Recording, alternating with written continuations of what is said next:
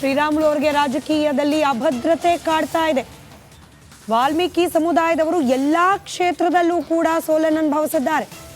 ಶ್ರೀರಾಮುಲು ಪಕ್ಷ ಬಿಟ್ಟರೆ ಯಾವುದೇ ರೀತಿ ಪರಿಣಾಮ ಆಗೋದಿಲ್ಲ ಅಂತ ಹೇಳಿ ಪರೋಕ್ಷವಾಗಿ ಶ್ರೀರಾಮುಲು ಪಕ್ಷ ತೊರೆಯುವ ಬಗ್ಗೆ ಟಾಂಗ್ ಕೊಟ್ಟು ಮಾತನಾಡಿದ್ದಾರೆ ಜನಾರ್ದನ ರೆಡ್ಡಿ. ಆದರೆ ಶ್ರೀರಾಮುಲು ವಿರುದ್ಧ ನಾನು ಯಾವುದೇ ರೀತಿಯ ದೂರನ್ನ ನೀಡಿಲ್ಲ, ದೂರು ನೀಡುವ ಜಾಯಮಾನ ನನ್ನದಲ್ಲ, ರಾಮುಲು ವಿರುದ್ಧ ದೂರನ್ನ ನಾನು ನೀಡಿಲ್ಲ ಅಂತ ಹೇಳಿ ಮಾತನಾಡ್ತಿದ್ದಾರೆ ಜನಾರ್ದನ ರೆಡ್ಡಿ.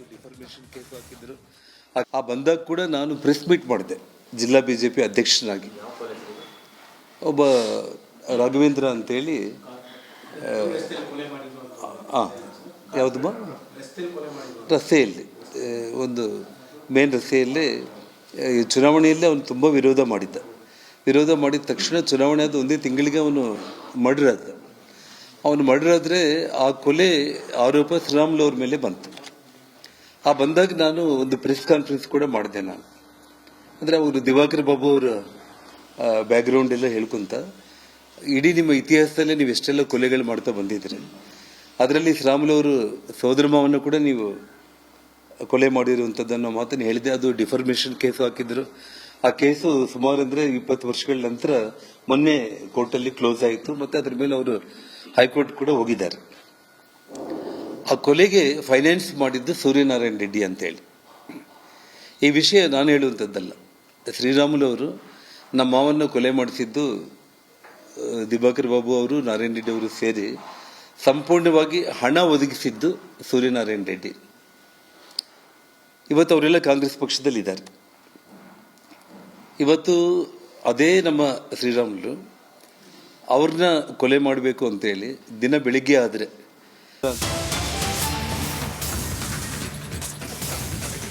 ಶ್ರೀರಾಮುಲು ಅವರಿಗೆ ರಾಜಕೀಯದಲ್ಲಿ ಅಭದ್ರತೆ ಕಾಡ್ತಾ ಇದೆ. ವಾಲ್ಮೀಕಿ ಸಮುದಾಯದವರು ಎಲ್ಲಾ ಕ್ಷೇತ್ರದಲ್ಲೂ ಕೂಡ ಸೋಲನ್ನು ಅನುಭವಿಸಿದ್ದಾರೆ. ಶ್ರೀರಾಮುಲು ಪಕ್ಷ ಬಿಟ್ಟರೆ ಯಾವುದೇ ರೀತಿ ಪರಿಣಾಮ ಆಗೋದಿಲ್ಲ ಅಂತ ಹೇಳಿ ಪರೋಕ್ಷವಾಗಿ ಶ್ರೀರಾಮುಲು ಪಕ್ಷ ತೊರೆಯುವ ಬಗ್ಗೆ ಟಾಂಗ್ ಕೊಟ್ಟು ಮಾತನಾಡಿದ್ದಾರೆ ಜನಾರ್ದನ ರೆಡ್ಡಿ. ಆದರೆ ಶ್ರೀರಾಮುಲು ವಿರುದ್ಧ ನಾನು ಯಾವುದೇ ರೀತಿಯ ದೂರನ್ನ ನೀಡಿಲ್ಲ, ದೂರು ನೀಡುವ ಜಾಯಮಾನ ನನ್ನದಲ್ಲ, ರಾಮುಲು ವಿರುದ್ಧ ದೂರನ್ನ ನಾನು ನೀಡಿಲ್ಲ ಅಂತ ಹೇಳಿ ಮಾತನಾಡ್ತಿದ್ದಾರೆ ಜನಾರ್ದನ ರೆಡ್ಡಿ. ಆ ಬಂದಾಗ ಕೂಡ ನಾನು ಪ್ರೆಸ್ ಮೀಟ್ ಮಾಡಿದೆ ಜಿಲ್ಲಾ ಬಿಜೆಪಿ ಅಧ್ಯಕ್ಷನಾಗಿ. ಒಬ್ಬ ರಾಘವೇಂದ್ರ ಅಂತೇಳಿ ಯಾವುದಮ್ಮ ರಸ್ತೆಯಲ್ಲಿ ಒಂದು ಮೇನ್ ರಸ್ತೆಯಲ್ಲೇ ಚುನಾವಣೆಯಲ್ಲೇ ಅವನು ತುಂಬ ವಿರೋಧ ಮಾಡಿದ ತಕ್ಷಣ ಚುನಾವಣೆ ಆದ ಒಂದೇ ತಿಂಗಳಿಗೆ ಅವನು ಮರ್ಡರ್ ಆದ. ಅವನು ಮರ್ಡರ್ ಆದರೆ ಆ ಕೊಲೆ ಆರೋಪ ಶ್ರೀರಾಮುಲು ಅವ್ರ ಮೇಲೆ ಬಂತು. ಆ ಬಂದಾಗ ನಾನು ಒಂದು ಪ್ರೆಸ್ ಕಾನ್ಫರೆನ್ಸ್ ಕೂಡ ಮಾಡಿದೆ. ನಾನು ಅಂದರೆ ಅವರು ದಿವಾಕರ್ ಬಾಬು ಅವರ ಬ್ಯಾಕ್ಗ್ರೌಂಡ್ ಎಲ್ಲ ಹೇಳ್ಕೊಂತ ಇಡೀ ನಿಮ್ಮ ಇತಿಹಾಸದಲ್ಲೇ ನೀವು ಎಷ್ಟೆಲ್ಲ ಕೊಲೆಗಳು ಮಾಡ್ತಾ ಬಂದಿದ್ರಿ, ಅದರಲ್ಲಿ ಶ್ರೀರಾಮುಲು ಅವರು ಸೋದರ ಮಾವನ್ನು ಕೂಡ ನೀವು ಕೊಲೆ ಮಾಡಿರುವಂಥದ್ದನ್ನು ಮಾತನ್ನು ಹೇಳಿದೆ. ಅದು ಡಿಫರ್ಮೇಷನ್ ಕೇಸು ಹಾಕಿದ್ರು. ಆ ಕೇಸು ಸುಮಾರು ಅಂದರೆ 20 ವರ್ಷಗಳ ನಂತರ ಮೊನ್ನೆ ಕೋರ್ಟಲ್ಲಿ ಕ್ಲೋಸ್ ಆಯಿತು. ಮತ್ತೆ ಅದ್ರ ಮೇಲೆ ಅವರು ಹೈಕೋರ್ಟ್ ಕೂಡ ಹೋಗಿದ್ದಾರೆ. ಆ ಕೊಲೆಗೆ ಫೈನಾನ್ಸ್ ಮಾಡಿದ್ದು ಸೂರ್ಯನಾರಾಯಣ ರೆಡ್ಡಿ ಅಂತೇಳಿ. ಈ ವಿಷಯ ನಾನು ಹೇಳುವಂಥದ್ದಲ್ಲ. ಶ್ರೀರಾಮುಲು ಅವರು ನಮ್ಮ ಮಾವನ್ನು ಕೊಲೆ ಮಾಡಿಸಿದ್ದು ದಿವಾಕರ್ ಬಾಬು ಅವರು, ನಾರಾಯಣ ರೆಡ್ಡಿ ಅವರು ಸೇರಿ ಸಂಪೂರ್ಣವಾಗಿ ಹಣ ಒದಗಿಸಿದ್ದು ಸೂರ್ಯನಾರಾಯಣ ರೆಡ್ಡಿ. ಇವತ್ತು ಅವರೆಲ್ಲ ಕಾಂಗ್ರೆಸ್ ಪಕ್ಷದಲ್ಲಿದ್ದಾರೆ. ಇವತ್ತು ಅದೇ ನಮ್ಮ ಶ್ರೀರಾಮುಲು ಅವ್ರನ್ನ ಕೊಲೆ ಮಾಡಬೇಕು ಅಂತೇಳಿ ದಿನ ಬೆಳಿಗ್ಗೆ ಆದರೆ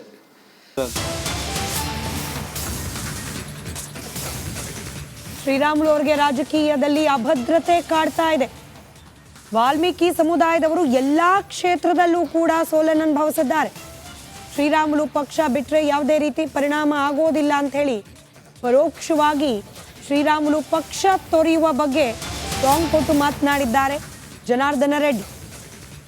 ಆದರೆ ಶ್ರೀರಾಮುಲು ವಿರುದ್ಧ ನಾನು ಯಾವುದೇ ರೀತಿಯ ದೂರನ್ನ ನೀಡಿಲ್ಲ, ದೂರು ನೀಡುವ ಜಾಯಮಾನ ನನ್ನದಲ್ಲ, ರಾಮುಲು ವಿರುದ್ಧ ದೂರನ್ನ ನಾನು ನೀಡಿಲ್ಲ ಅಂತ ಹೇಳಿ ಮಾತನಾಡ್ತಿದ್ದಾರೆ ಜನಾರ್ದನ ರೆಡ್ಡಿ. ಆ ಬಂದಾಗ ಕೂಡ ನಾನು ಪ್ರೆಸ್ ಮೀಟ್ ಮಾಡಿದೆ ಜಿಲ್ಲಾ ಬಿಜೆಪಿ ಅಧ್ಯಕ್ಷನಾಗಿ. ಒಬ್ಬ ರಾಘವೇಂದ್ರ ಅಂತೇಳಿ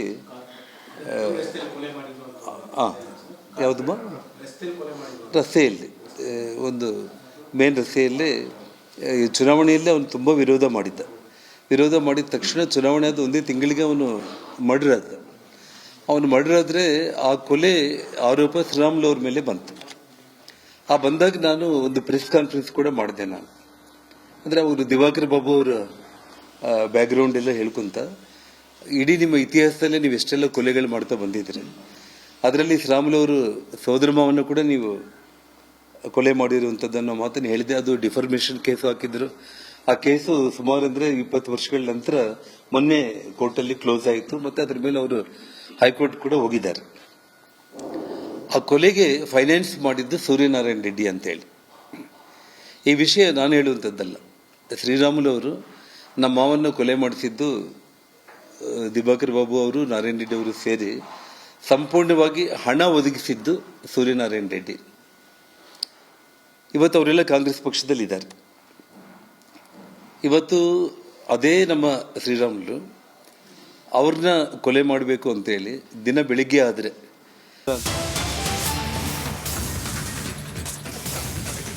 ಶ್ರೀರಾಮುಲು ಅವರಿಗೆ ರಾಜಕೀಯದಲ್ಲಿ ಅಭದ್ರತೆ ಕಾಡ್ತಾ ಇದೆ.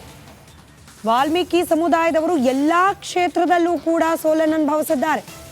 ಶ್ರೀರಾಮುಲು ಪಕ್ಷ ಬಿಟ್ಟರೆ ಯಾವುದೇ ರೀತಿ ಪರಿಣಾಮ ಆಗೋದಿಲ್ಲ ಅಂತ ಹೇಳಿ ಪರೋಕ್ಷವಾಗಿ ಶ್ರೀರಾಮುಲು ಪಕ್ಷ ತೊರೆಯುವ ಬಗ್ಗೆ ಟಾಂಗ್ ಕೊಟ್ಟು ಮಾತನಾಡಿದ್ದಾರೆ ಜನಾರ್ದನ ರೆಡ್ಡಿ.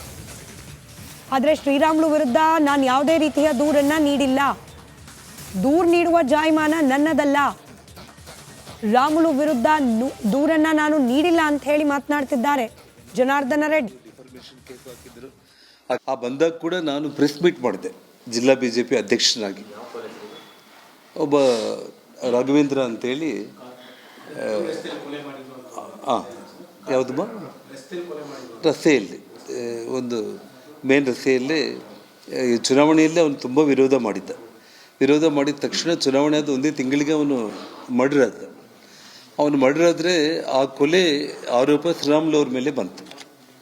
ಆ ಬಂದಾಗ ನಾನು ಒಂದು ಪ್ರೆಸ್ ಕಾನ್ಫರೆನ್ಸ್ ಕೂಡ ಮಾಡಿದೆ. ನಾನು ಅಂದರೆ ಅವರು ದಿವಾಕರ್ ಬಾಬು ಅವರ ಬ್ಯಾಕ್ಗ್ರೌಂಡ್ ಎಲ್ಲ ಹೇಳ್ಕೊಂತ ಇಡೀ ನಿಮ್ಮ ಇತಿಹಾಸದಲ್ಲೇ ನೀವು ಎಷ್ಟೆಲ್ಲ ಕೊಲೆಗಳು ಮಾಡ್ತಾ ಬಂದಿದ್ರಿ, ಅದರಲ್ಲಿ ಶ್ರೀರಾಮುಲು ಅವರು ಸೋದರ ಮಾವನ್ನು ಕೂಡ ನೀವು ಕೊಲೆ ಮಾಡಿರುವಂಥದ್ದನ್ನು ಮಾತನ್ನು ಹೇಳಿದೆ. ಅದು ಡಿಫರ್ಮೇಷನ್ ಕೇಸು ಹಾಕಿದ್ರು.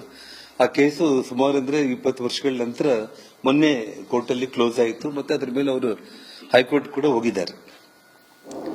ಆ ಕೊಲೆಗೆ ಫೈನಾನ್ಸ್ ಮಾಡಿದ್ದು ಸೂರ್ಯನಾರಾಯಣ ರೆಡ್ಡಿ ಅಂತೇಳಿ.